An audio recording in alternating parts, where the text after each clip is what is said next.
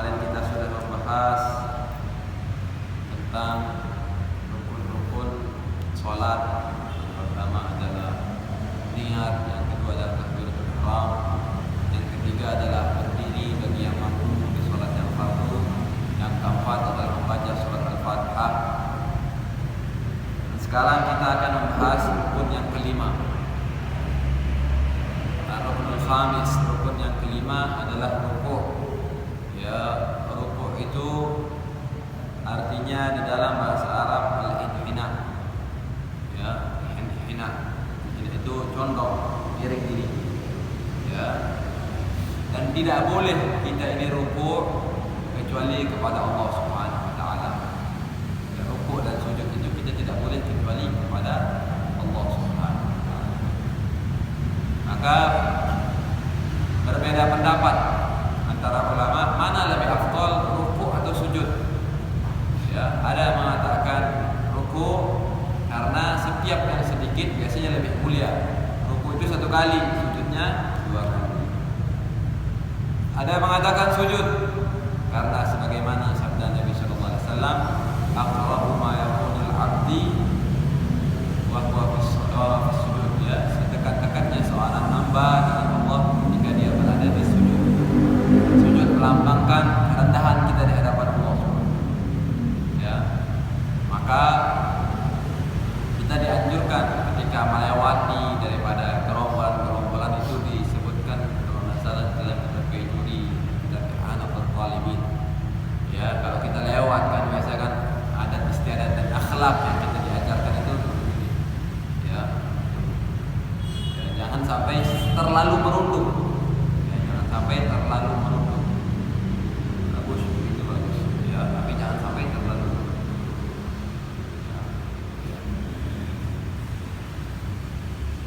Kemudian rukuk itu adalah rukun yang kelima daripada sholat. Dia memiliki 6 syarat. Syaratnya rukuk ada 6. Ya. Yang pertama, ayyasihha ma qablahu. Harus sah rukun-rukun yang sebelumnya. Harus sah niat kita, harus sah takbiratul ihram kita, harus sah baca surat Fatihah kita. Bagaimana kalau kita sudah rukuk? Kita baru sadar belum baca surat Fatihah. Baru kita ingat, oh ternyata tadi saya belum membaca surat Fatihah. Kembali, wajib kembali. Ya, wajib dia kembali. Tuh, karena tidak sah sudah rukun-rukun setelahnya tidak sah. Karena dia tidak sah membaca surat Fatihah. Ya. Kalau dia lupa niat, ya batal salat. Oh ternyata saya lupa niat. Ya tidak sah berarti salatnya, diulang. Ya, jadi syaratnya yang pertama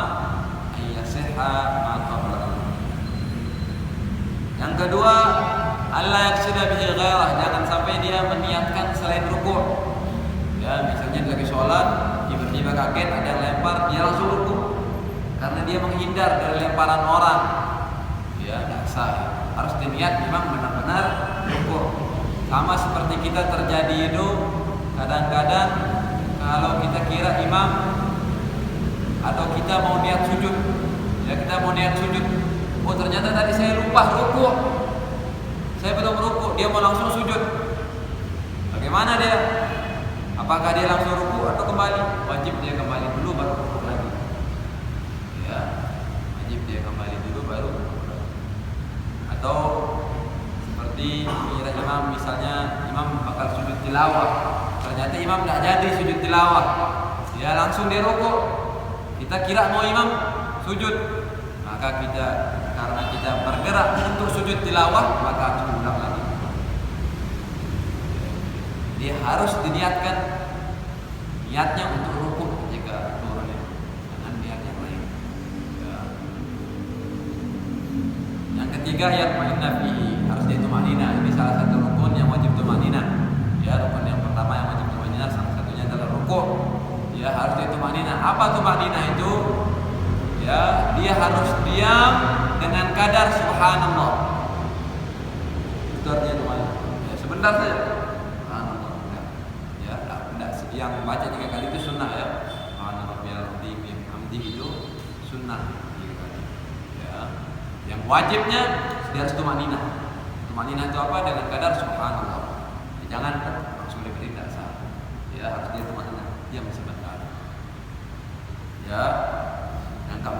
dia yakin dengan tumaninahnya, jangan sampai dia ragu. Sudah tumaninah belum saya? Asal harus dia sampai dia yakin dengan tumaninah. Sehingga para ulama kita menganjurkan kita membaca Subhana Rabbiyal Azim. Ya. Jadi ini 4 syarat akan berlanjut dengan rukun-rukun setelahnya. Syarat yang kelima, ayyan hania.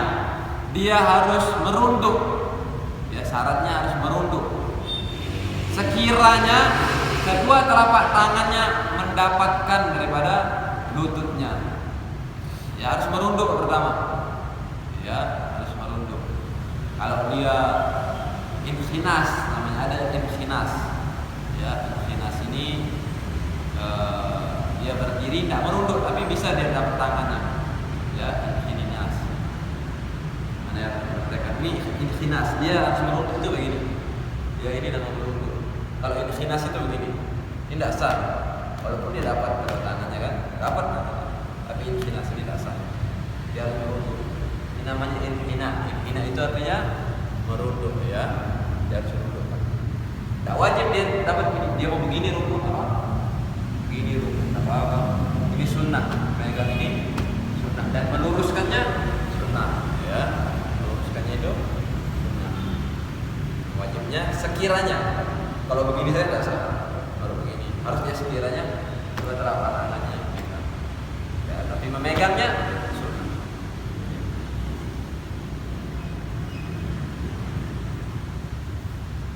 Kemudian yang kelima, jangan inhinas. Inhinas itu tadi itu dia tidak merunduk tapi bisa keluar. Jadi itulah dia daripada syarat rukuk.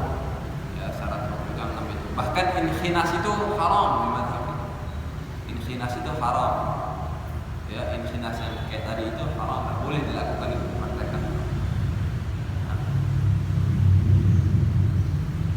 Rukun yang keenam adalah i'tidal. Ya, i'tidal itu artinya berdiri. Ya, i'tidal itu artinya istiwa tegak. Itu artinya i'tidal dari kata-kata adil. Ya, adalah yang dulu. Kemudian i'tidal itu secara definisi syariat kembalinya seorang salat ke tempat yang sebelumnya. Kalau dia salat berdiri ya dia kembali berdiri. Kalau salat yang duduk ya dia kembali duduk. Dia kembali yang tempat sebelumnya, namanya i'tidal. Ya makana alaihi, ya. Jadi i'tidal itu wajib, tidak boleh dia langsung sujud, tidak bisa, dia harus i'tidal dulu. Ya. Jadi hikmah, kenapa beda sendiri i'tidal ini? Kalau yang lain kan Allahu Akbar, Allahu Akbar, Allahu Akbar, kita disunahkan membaca takbir ya di setiap intiqal. Setiap perpindahan di sholat itu kita disunnahkan membaca takbir. Ya, perpindahan dari berdiri ke rukuk, Allahu Akbar. Perpindahan dari berdiri ke sujud, Allahu Akbar. Perpindahan semuanya kecuali ketika i'tidal, sami Allahu liman hamidah. Ya. Kenapa itu? Karena dikisahkan ketika itu Sayyidina Abu Bakar Siddiq sedang berjalan untuk menuju sholat. Ya, menuju sholat. Ketika beranjak menuju sholat subuh pada saat itu dia ketemu di depannya ada orang tua, ya orang tua laki-laki, ya, sesepuh itu lama jalannya, tidak jalan-jalan. Jadi kita dianjurkan kalau orang tua laki-laki, orang tua, orang yang lanjut usia yang lebih tua dari kita, ya orang yang lebih tua dari kita dianjurkan kita itu berjalan di belakangnya. Akhlak Islamiyah. Ya, kalau laki-laki, kalau perempuan kita dianjurkan mendahulunya. Ya, perempuan kita dianjurkan mendahulunya. Kecuali kalau ibu kita atau kakak perempuan kita baru kita dianjurkan. Tapi kalau bukan mahram kita, yang perempuan kita dianjurkan di depannya. Tapi kalau laki-laki, sehingga Sayyidina Abu Bakar ini tidak berani melewati orang tua ini. Ya. Jadi sampailah dia ke depan masjid, ternyata orang ini bukan orang Islam, orang Yahudi. Ya, dia berbalik ke kanan. Ini orangnya tidak jadi dia masuk masjid. Sehingga Sayyidina Abu Bakar Siddiq menemukan Rasulullah SAW dalam keadaan rukuk. Rasulullah SAW memanjat dipanjangkan daripada rukuknya, ya, karena wahyu dari Allah. Dipanjangkan rukuknya menunggu Sayyidina Abu Bakar Siddiq. Begitu juga dianjurkan kita imam kalau sedang berjamaah, kalau ada orang yang sedang duduk, kita lagi sholat, ya, kita lagi sholat, kita tahu nih orang bakal berjamaah sama kita, dianjurkan kita itu memperpanjang agar menunggu dia biar tidak dimasbuk. Jadi Rasulullah SAW menunggu, ya, jika datang Sayyidina Abu Bakar Siddiq rukuk bersama Nabi, dapat rakaat, Rasulullah berdiri mengganti lafaz takbir Allahu Akbar dengan sami Allah. Sayyidina Abu Bakar ketika datang menemukan Rasulullah dalam rukuk, Sayyidina Abu Bakar mengucapkan alhamdulillah. Ya, langsung Nabi mengatakan sami Allahu liman hamidah. Allah mendengar orang yang memuji. Ya, itu pendengaran Allah ini sangat tajam.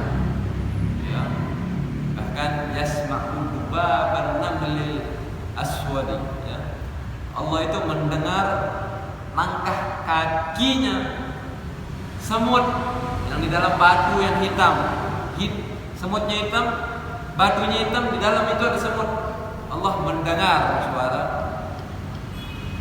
Ya, bagaimana dengan doa-doa? Ketika suatu kejadian kan ayat Mujadalah, surat Mujadalah, ya, di juz awal 28, Allah itu ada percekcokan di antara suami istri. Ada percekcokan di antara suami istri. Itu ada salah satu sahabat ingin mendengar suara perdebatan itu, tidak dengar. Dia langsung turun ayat. Qad sami'a Allah qaul mujadilah. Sungguh Allah telah mendengar. Ya, bagaimana kalau ada masih wahyu zaman sekarang ini, gibah-gibahan kita langsung ditegur sama Allah. Ini gibah, ini fulan, ini begini, ini. Ya. Makanya kita kalau berdoa itu yakin Allah itu dengar kita. Ya, sehingga cepat dikabulkan. Jadi itulah dia daripada sunnahnya membaca sami Allahu liman hamidah. Ya. Syarat i'tidal sama seperti tadi. Ya, 4 syarat itu yang pertama sah daripada yang sebelumnya, jangan menuju bermaksud yang lain, dia harus tumanninah dan dia harus yakin dengan tumanninahnya. Yang kelima, dia harus, kalau dia kembali ke posisi berdiri, harus dia posisi tegak. Ya, harus dia posisi tegak. Jangan dia sami Allahu liman hamidah masih dia bungkuk gini, langsung dia sujud, sah tidaknya itu. Ya, harus dia sami Allahu liman hamidah. Ya, sami Allah. Ada yang menganjurkan sami Allahu liman hamidah, menunjukkan sami Allahu liman hamidah. Ya, ada yang menunjukkan begini, ya, menunjukkan dengan menunjukkan tangan karena kita sedang berdoa. Ada yang menganjurkan juga begini, dua-duanya benar. Ya, benar. Karena kenapa begini?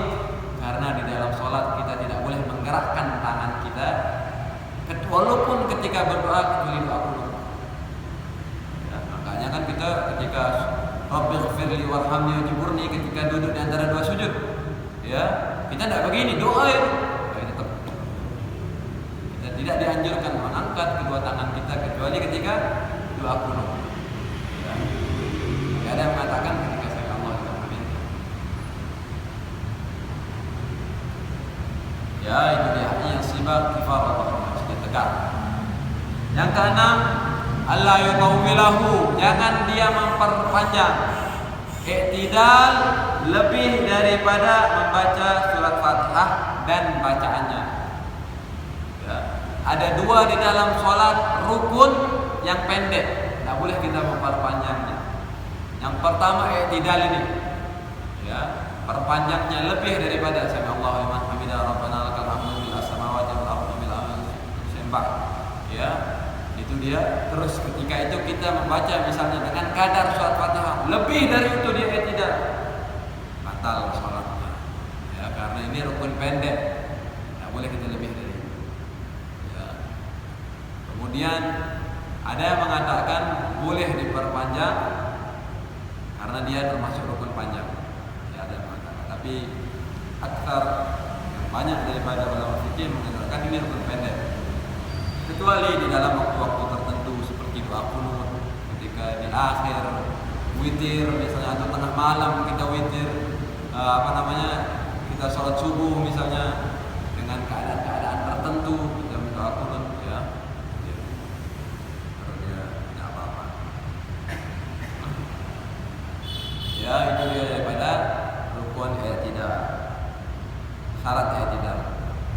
Kemudian rukun yang ketujuh apa dia? Sujud ya, sujud ya, sujud 2 kali. Ya, sujud ini adalah hal yang paling istimewa yang Allah berikan kepada kita. Ya, Allah mengizinkan kita untuk sujud kepada Dia. Ya, ini adalah nikmat yang Allah berikan kepada kita. Ya, kalau Allah masih berikan kita sujud, itu nikmat. Kalau Allah cegah kita sujud, entah karena kesibukan kita, entah karena apapun saja, Allah sedang memberikan bala musibah kepada kita. Ya, sujud ini adalah nikmat yang besar yang Allah berikan kepada hamba-hamba pilihannya. Ya, sehingga hamba yang paling dekat sama Allah adalah hamba yang sering sujud padanya. Ya, sehingga Allah mencegah, melarang hamba untuk bersujud kecuali kepadanya. Tidak boleh kita sujud ke orang tua kita, sujud kepada apapun tidak boleh. Ya, yang berhak untuk diberikan sujud hanya Allah Subhanahu wa taala. Ya. Kemudian sujud ini yang ada 9 syarat. Ya, 4 syarat seperti tadi. Yang pertama harus sah sebelumnya. Kemudian jangan bermaksud kecuali sujud. Yang ketiga dia harus tumaninah. Yang keempat harus yakin dengan tumaninah yang dia lakukan. Yang kelima dia harus sujud dengan 7 anggota sujud. Ya, apa dia? Jidat yang wajib ini. Jidat, dahi, kening. Nama dia. Ya, dahi, kening. Kemudian ada teman anak dulu ditanya mana jidat, mana dahi, mana kening. Kita bingung dia. Dia bilang dengkulnya itu kening. Dia bilang lehernya jidat, ya, ada satu artinya. Jidat, dahi, kening. Ya. Jadi yang pertama ini. Kedua, telapak tangan. Ya, telapak tangan. Ketiga, dengkul, ya, dengkul. Kemudian yang keempat adalah apa namanya? Jari jemari babitnya itu daripada kaki. Itu dia. Jadi ini dua, ini satu. Ya, itu dia. Yang wajib sunnah untuk menaruh daripada hidung. Hidung itu sunnah. Nah, yang perlu diperhatikan ketika sujud, ya harus dia menyentuh, walaupun sedikit, ya menyentuh walaupun sedikit. Ya, adalah jidat ini harus terbuka. Ya, jangan sampai kita pakai kopi itu begini, tertutup nih, saya terlalu bawah. Ya, harus dia terbuka. Takuna jabhatuhu maksyufah. Atau jangan sampai tertutup dengan rambut kita yang panjang rambutnya. Ini perhatikan dari belakang semuanya. Ya, bahkan kata ulama fikih, walaupun sehelai rambut menutup rasa. Ya, tak sah sudah. Makanya panjang rambutnya tidak ada. Ya, kecuali indal a'dar ketika ada udzur perban. Ya, nah, jangan dibuka udzur. Ya. Jadi antakuna jabhatuhu maksyufatan. Ya, itu dia. Terus telapak tangannya juga jangan sampai. Juga syarat yang kedua, pertama jidatnya harus terbuka. Jangan sampai dia sujud dengan sesuatu yang bergerak dengan pergerakannya. Artinya dengan apa saja yang dia bawa. Ya, apa saja yang dia bawa. Misalnya ini pakaiannya dia tutup begini. Ya, ditutup tangannya begini. Ditutup basah. Kalau pakai sapu tangan gimana? Tidak apa-apa. Itu termasuk bagian dari pakaian. Tapi kalau lutut begini ini bukan bagian dari pakaian. Ya, pakai sapu tangan tidak apa-apa. Ya, tangan tidak apa-apa. Itu dia. Kayak sorban misalnya dia pakai sorban. Ya, tertutup telapak tangannya atau jidatnya dengan sorbannya ketika sujud. Dia bawa kalau taruh di bawah tidak apa-apa, itu bersah. Dan dia bawa, dia taruh di sini, dia pinggul, ya, menutupi daripada jidatnya dan telapak tangannya. Ya. Tapi barang bawaannya, kopiah, ya, barang bawaannya menutupi daripada anggota tubuhnya ketika sujud, ya, yaitu kening dan telapak tangan. Kalau ini wajib ditutup, ya, dan pun wajib.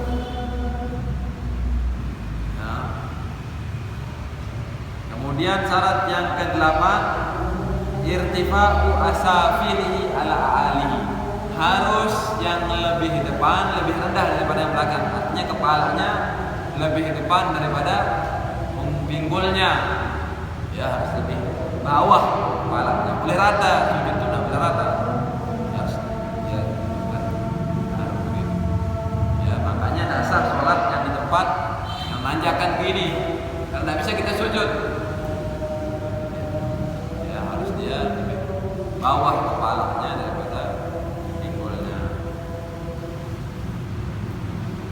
Kemudian at-tahamulu bi ra'si. Jangan sujud itu sedikit nyentuh aja. Harus dia beratkan sedikit kepalanya. Dia tekan sedikit. Jangan terlalu tekan. Ya, biar jidatnya hitam nanti. Nah. Jadi dia tekan sekiranya kalau ada kapas di sana, kapas itu nipis. Itu dia tekan. Itu wajib itu. Ya, jangan dia hanya sekedar nyentuh dikit langsung. Takut backupnya, jerawatan. Kalau sekarang enak, kita ada sejadah ini. Di zaman Nabi itu tanah mereka sholat. Jadi atas tanah. Ya, jadi ditekan.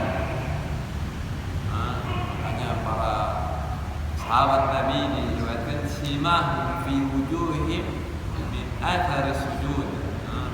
Tanda-tandanya para sahabat Nabi itu di dalam wajah mereka terdapat bekas-bekas sujud. Apa artinya itu? Wajah mereka bercahaya. Makanya di salah satu riwayat dikatakan ketika Nabi SAW berjalan dengan sahabat lainnya, seakan-akan Nabi itu adalah rembulan di antara bintang-bintang. Dan bercahaya wajah mereka. Bukan dia tidak ada lam yathbut, tidak ada ditetapkan bahwa sebenarnya artinya ayat itu adalah jidatnya. Kalau dia karena sensitif, apa-apa, jangan dibuat-buat. Ya, biar dia tahu mengalami banyak. Yang dibuat-buat ini yang jadi masalah. Kalau dia sensitif kulitnya, tidak apa-apa. Ya, itu lihat ulama-ulama